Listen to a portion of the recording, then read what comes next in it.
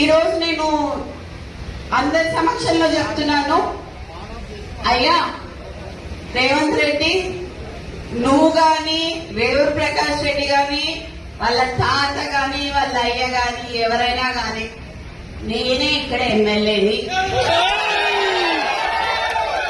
ఖచ్చితంగా నేనే నిల్చుంటా, నేనే గెలుస్తా. అర్థమైందా?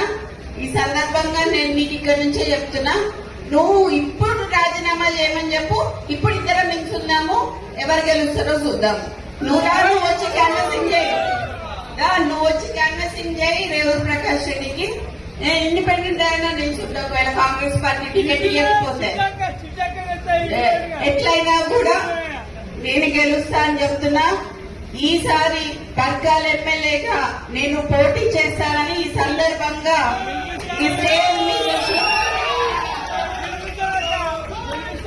ఈ స్టేజ్ మీద నుంచి నేను మీకు అందరికీ చెప్తున్నా.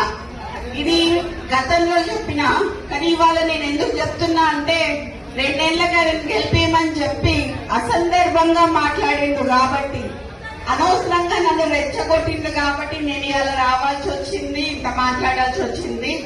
నీ ఇంకా బయటికి తీయాల్సిన చాలా ఉంటాయి. నువ్వు ఇంటెలిజెన్స్ రిపోర్ట్స్ తెప్పించుకొని ఇవాళ అందరు మా లీడర్లు అందరు ఇళ్ల దగ్గర పోలీసులను పెట్టావు, నువ్వు ఇంటెలిజెన్స్ రిపోర్ట్ తెప్పించుకొని. ఎందుకంత భయం నీకు? నువ్వు మాట్లాడింది తప్పని నీకు కూడా తెలుసు కాబట్టి. కొండా మురళి మంచోడు కాబట్టి ఇప్పటి వరకు బయట మాట్లాడలేదు, కొండా సురేఖ మంచిది కాబట్టి మాట్లాడలేదు. చిత్తగట్ల కాదు.